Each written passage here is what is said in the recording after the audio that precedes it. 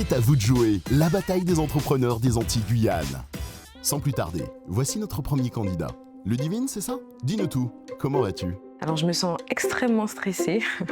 Voilà, j'ai essayé de faire quelques petits exercices de détente et de respiration et je pense que ça ira.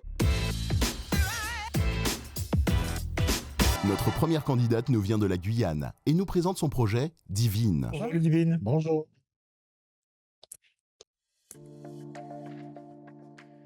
Je m'appelle Ludivine Pindar et si je suis devant vous aujourd'hui, c'est parce que je suis déterminée. 52% des femmes aujourd'hui estiment avoir du mal à concilier leur vie personnelle et leur vie professionnelle, souvent au détriment de leurs propres rêves, face à apparemment un choix qu'elles devraient faire. Mais pourquoi on a un choix à faire? Je crois fermement que les femmes peuvent être heureuses et émancipées, faire des activités qui leur ressemblent, si elles maîtrisent leur organisation et leur budget.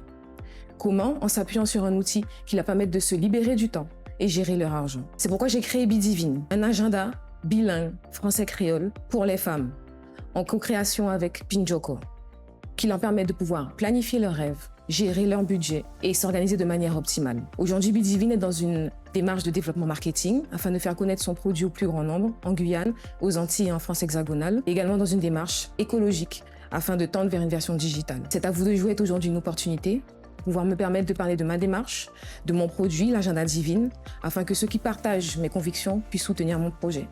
Je m'appelle Ludivine Pindar et si je suis devant vous aujourd'hui, c'est parce que je suis déterminée. Merci Ludivine. Un projet à l'adresse des femmes qui nécessite de plus amples explications. Moi, il y a un truc qui m'interpelle sur ton projet, que je trouve très intéressant. Tu oses parler de rêve. Dis-nous-en un petit peu plus. Alors souvent, on a tendance à être un petit peu la tête dans le guidon en fait en tant que femme, parce qu'on a en effet allié plusieurs casquettes différentes. On travaille maintenant, on a nos enfants, notre famille, nos conjoints, nos activités, et souvent on ne prend pas le temps de se redemander mais en fait qu'est-ce qu'on voulait pour soi-même, à quoi on rêvait quand on était enfant, qu'est-ce qu'on voulait pour nous en tant que femme. Et du coup l'idée là c'est de permettre aux femmes de pouvoir réfléchir à nouveau sur ce qu'elles voulaient et d'en faire finalement des objectifs concrets pour leur vie aujourd'hui et dans les années à venir. Moi, j'aimerais savoir, donc tu parles d'éducation financière. Je pense que c'est fondamental, effectivement.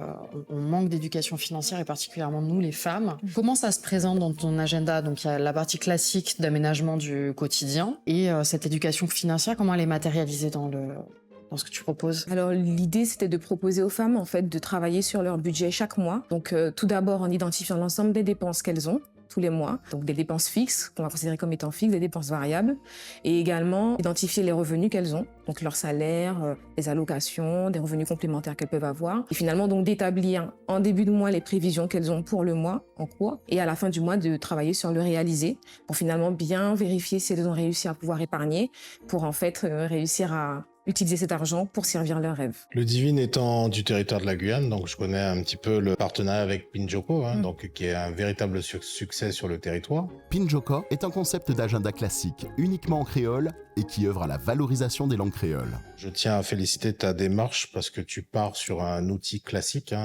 matérialisé. Donc peux-tu nous expliquer un petit peu plus la deuxième phase lorsque tu parles de digitalisation? Alors en effet, le partenariat avec Pinjoko m'a permis de travailler en effet sur un produit qui est bilingue, français-créole. Pour autant, la version digitale, on est plutôt sur un accès finalement à un agenda avec différentes facettes, différents points d'accès qui permettraient donc aux femmes de travailler sur leurs rêves, de pouvoir les mettre à jour au fur et à mesure, d'identifier leurs objectifs actuels et les objectifs sûrement aussi à venir, de faire le lien avec le budget qu'elles vont devoir établir, avec l'épargne sur laquelle elles vont devoir travailler, que tout ceci autour d'outils, de ressources accessibles en ligne, avec du contenu également multimédia sur les thématiques de l'organisation et du budget, qu'elles puissent finalement pouvoir accéder à toutes ces informations-là sur une plateforme. Quels sont aujourd'hui, Ludivine, les revenus de ton affaire, de cette activité, et quelle est également la projection que tu te donnes?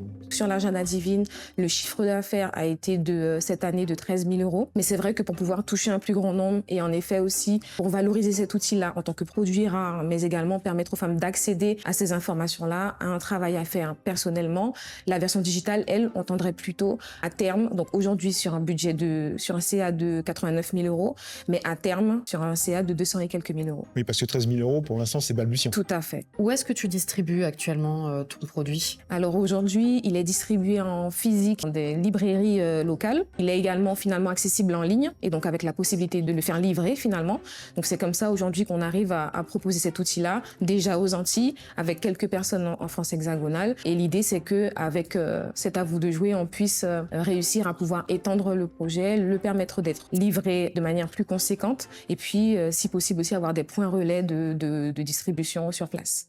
Quel est le business model sur la partie digitale? Est-ce qu'il y a des abonnements? Alors tout à fait, on est parti sur une idée d'abonnement qui serait donc un abonnement annuel à hauteur de 89 € et qui permettrait justement aux femmes qui souhaitent avoir accès à l'ensemble des ressources dont je vous ai parlé tout à l'heure, de pouvoir y avoir accès tout au long de l'année avec forcément du coup des mises à jour régulières par rapport aux éléments que moi j'aurais envie d'apporter complémentaires, que ce soit en termes d'outils ou en termes de contenu finalement, puisque je souhaite aborder dans cette plateforme-là toutes les thématiques qui sont relatives à l'organisation et à la gestion budgétaire. Prix unitaire du coup de... Alors de l'agenda, on est à 45 € aujourd'hui. 45 €, ok. Comment tu vois ta progression?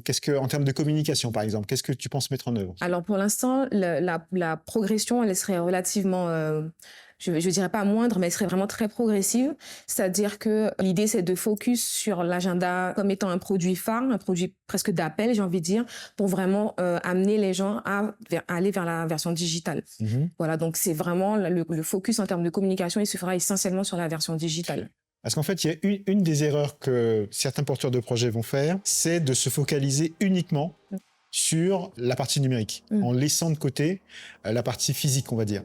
Et on sait aujourd'hui que bien souvent, ces deux parties sont complémentaires. Donc je pense qu'il faut que tu continues à garder ceci parce que ça va aussi t'aider. Et je pense que sincèrement, il y a une partie de ta clientèle qui est faite pour ça. C'est-à-dire que tu as des gens qui aujourd'hui ne sont pas du tout numériques, mais grâce à toi, grâce à ce projet-là, grâce à ce produit, elles vont pouvoir, ces personnes, se reporter après petit à petit sur le numérique. Donc c'est une bonne chose de faire un agenda physique parce que ça pourra aider, à mon avis, à faire le basculement. On a encore beaucoup de gens aujourd'hui qui sont dans ce qu'on appelle l'électronisme, c'est-à-dire que pour eux, oui, ils vont aller sur un téléphone et puis le scroller, mais aller un peu plus loin, c'est compliqué.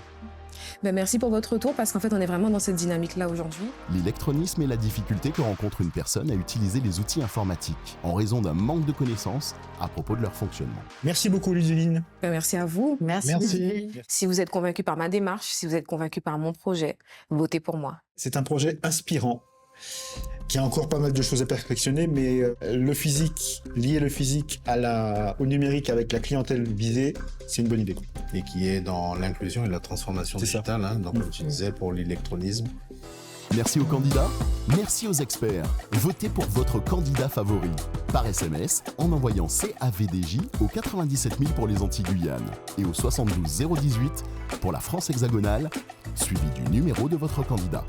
À vous de jouer, public. Envoyez CAVDJ 9 pour le projet Guyane Divine. La bataille continue et seule la victoire compte. C'est le cumul des votes qui désignera le vainqueur de la saison. À bientôt et d'ici là, portez-vous bien.